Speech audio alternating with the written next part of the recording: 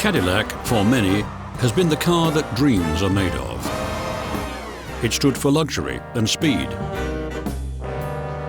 Owning a Cadillac told the world you'd arrived.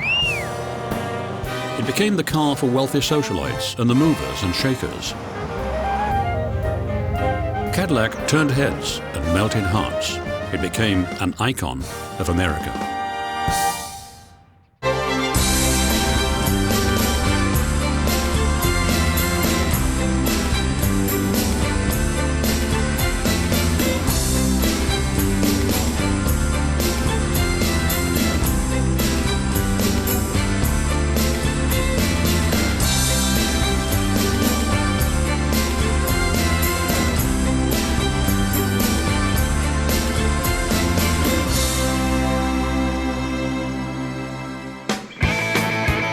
Cadillac is riding a wave of renewed popularity.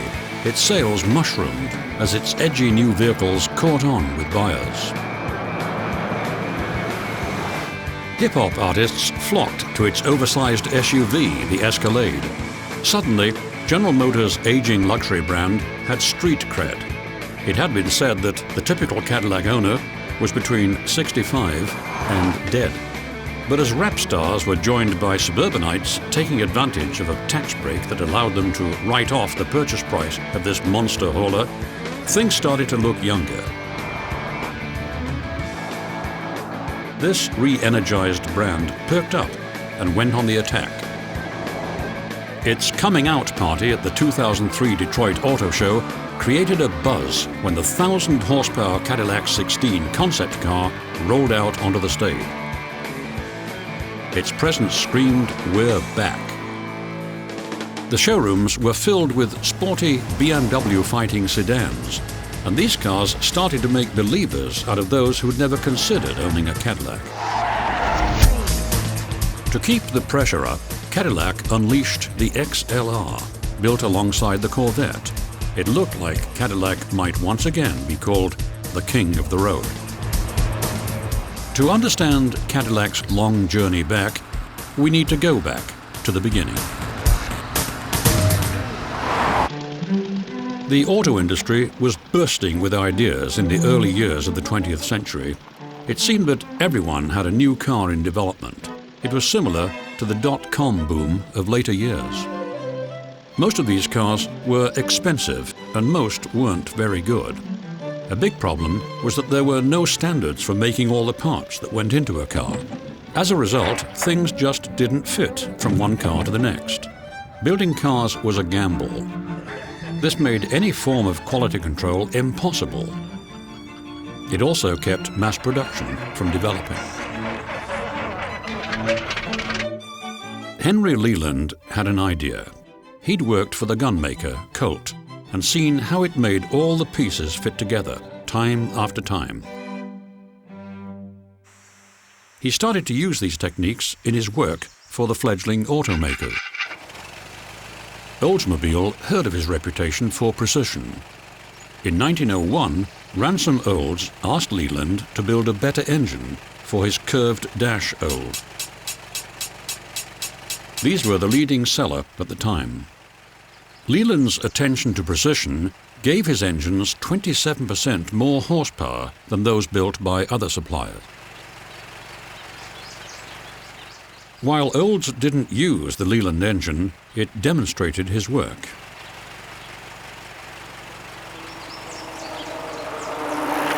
Word spread about his quality in the tight-knit auto community.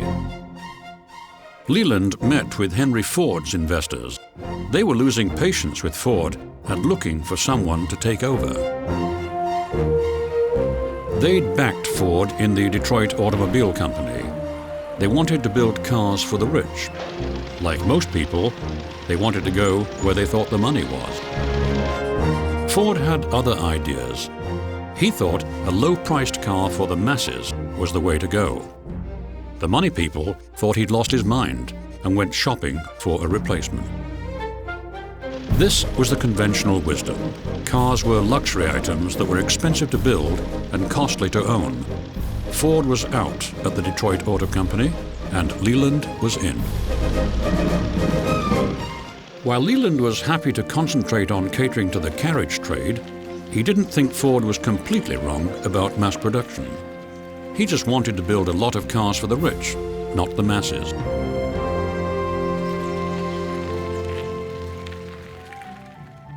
When Leland came on board, he took the name and crest from the French founder of Detroit, Antoine de la Mothe Cadillac, and set to work.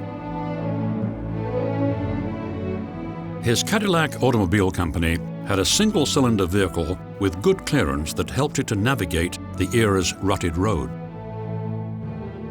Leland's biggest challenge was to find a way to apply his ideas about precision manufacturing to a whole car, not just an engine. But his first breakthrough was a four-cylinder engine. He put one in his personal car, the 1905 Osceola.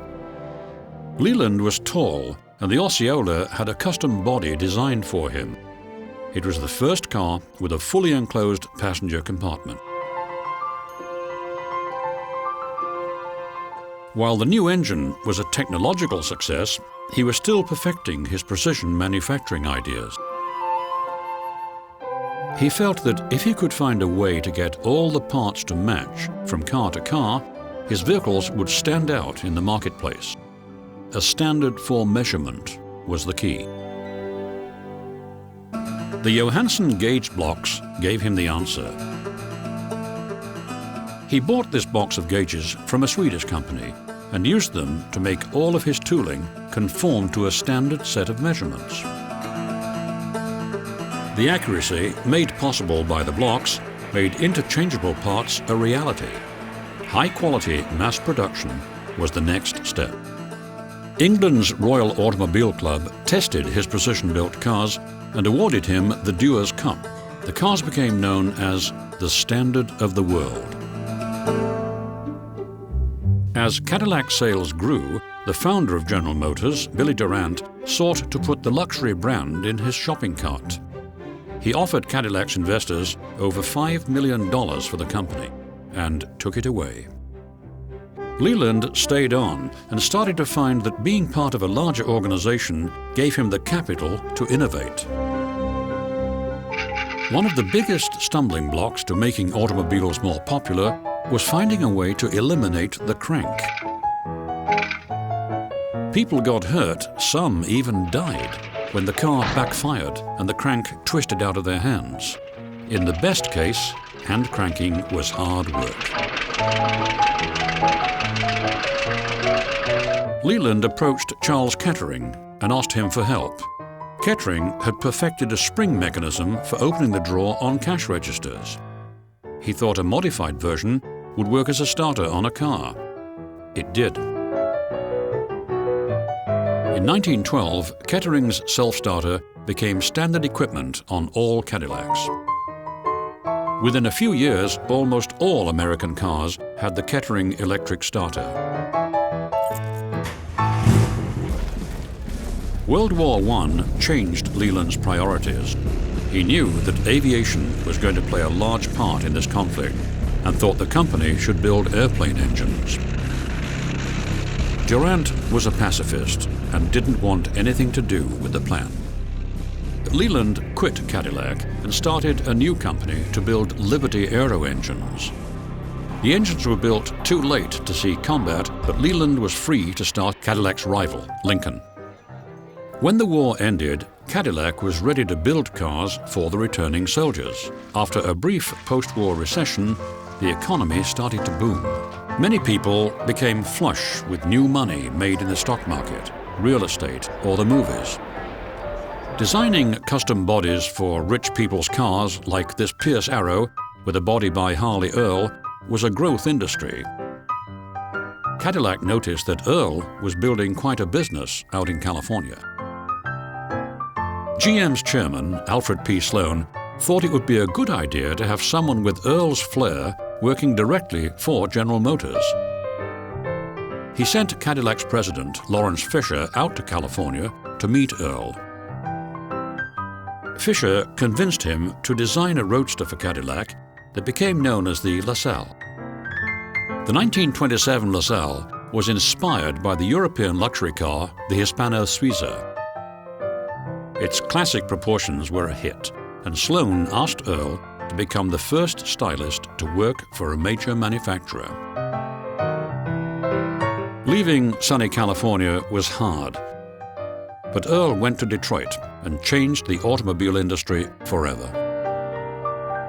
Earl's Hollywood style would be challenged by the sudden collapse of the economy.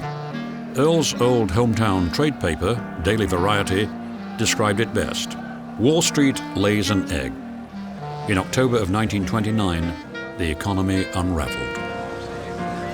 Millions of people were thrown out of work, but oddly enough, there was still a market for luxury cars.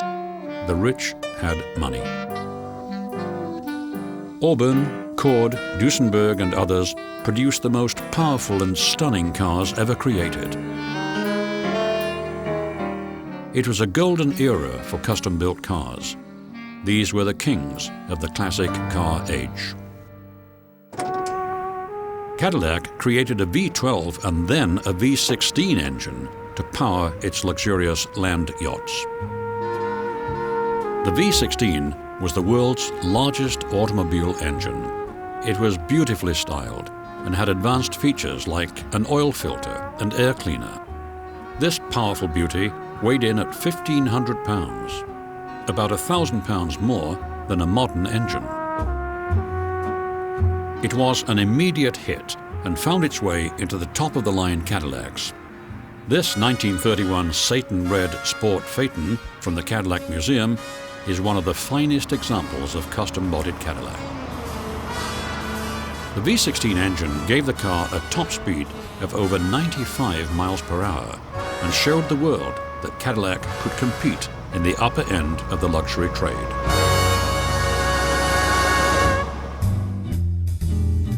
Customers could buy a chassis from Cadillac and then have a stylist build a custom body for them, or they could choose a limited production body from GM's Fleetwood division.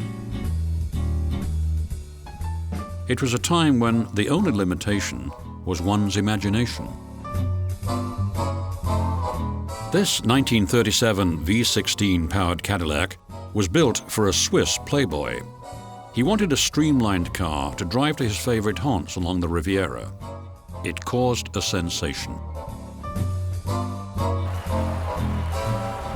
Cadillac also refined its V8 engines, and Earl's stylists were finding ways to bring custom touches to mass-produced vehicles.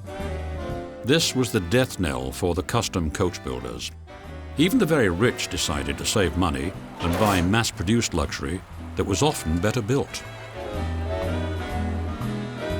As the Depression ended, Cadillacs began to show the influence of the streamline and Art Deco movements. Running boards disappeared, and cars were dripping in luxury. The seats had double-wrapped springs stuffed with down, roll-top cigarette ashtrays, a hidden gasoline filler under the left rear taillight, and the first hint of a tail fin. The 1941 Cadillac Special is a classic, but there wasn't much time to enjoy this car.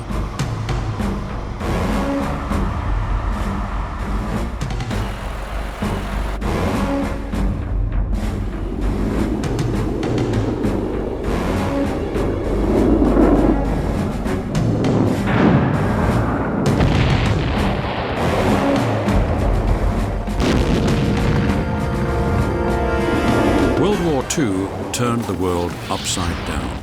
All auto production stopped, and Cadillac joined the war effort.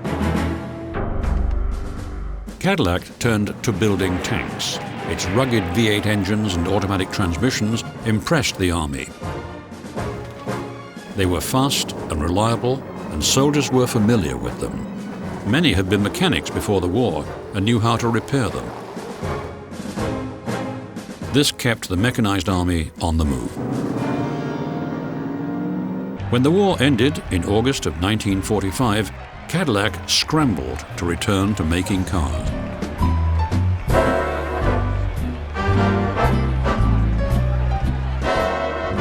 The first cars off the line after the war were identical to the 1942 Cadillacs. They used the same tooling as they had before. It would take several years for the company to develop an all-new car.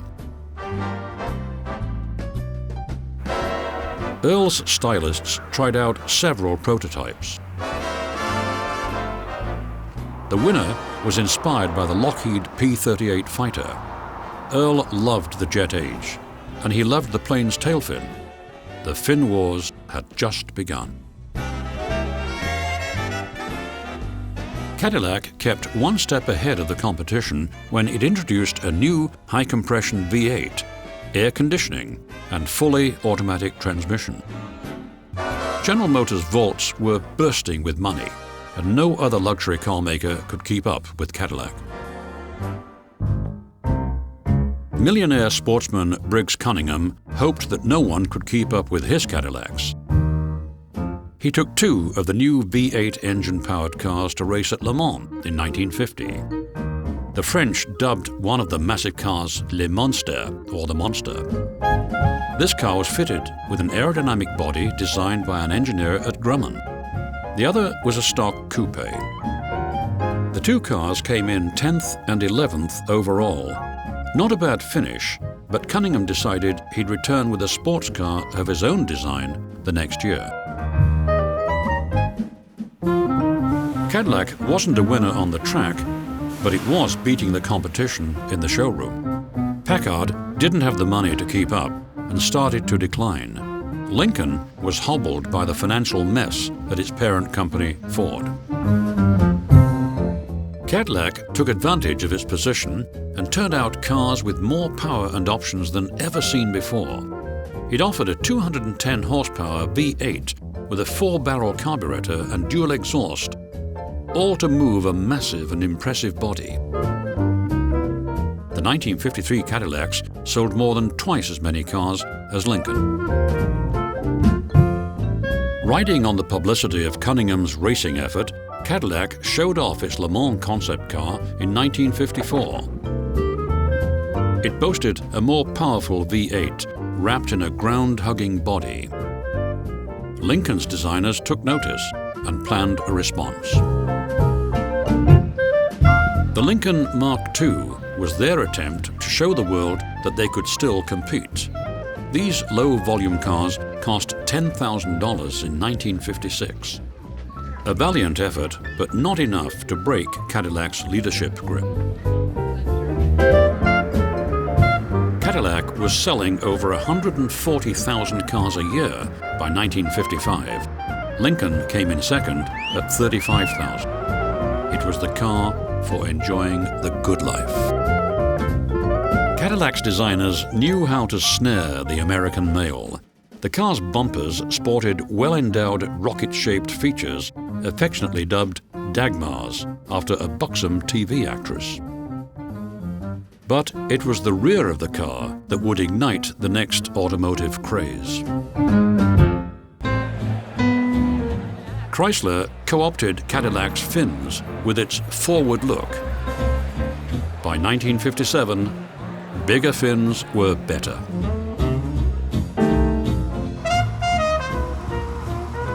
Cadillac countered Chrysler with its 1957 Eldorado Brougham.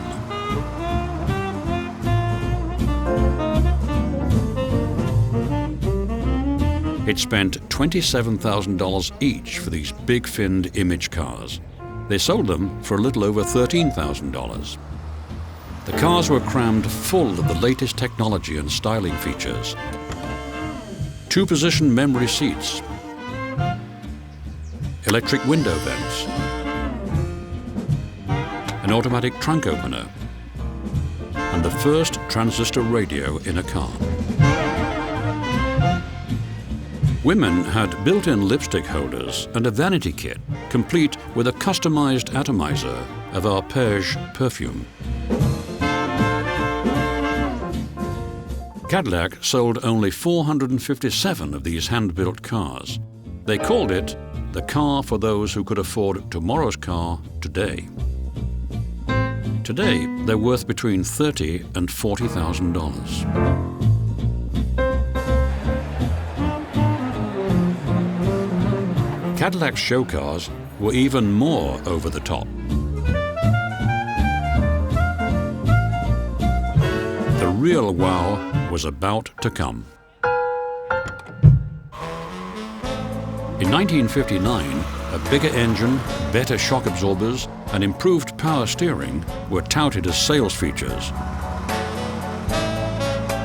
But the only thing most people noticed was the fin. Cadillac had turned this car over to a young designer, Chuck Jordan, who went on to become GM's Vice President of Design. No one knew that these cars would become icons. They've been featured on stamps, as art objects, on clothing, and in countless music videos, films, and commercials. The flamethrower taillights and rocket ship design are emblems for the era. While critics may deride them, be prepared to spend over $125,000 if you must have one. The fans of the fins cooled slightly in 1960. There was nowhere else to go, so the fins started to get smaller. The 60s was an era of change, and Cadillac, like all the other American cars, would feel the pressure from increasing competition. In the boom years after World War II, Cadillac and the rest of the American automobile industry had been able to sell almost anything they could build. The conventional wisdom was that if you could push it off the assembly line, it would sell. There was really no incentive to improve quality or safety, efficiency, or add advanced engineering features. There was no real competition from abroad. Germany, England, Italy, and Japan had all been devastated by the war. The few imports that trickled into the States were mostly seen as fun toys for the well-heeled or quirky cars for fringe buyers. These cars didn't pose a threat to Cadillac. But as companies like Mercedes recovered from the war, they refined their cars. They built high-quality vehicles with features like disc brakes and enhanced safety. People began to question the assumed leadership of the American automobile.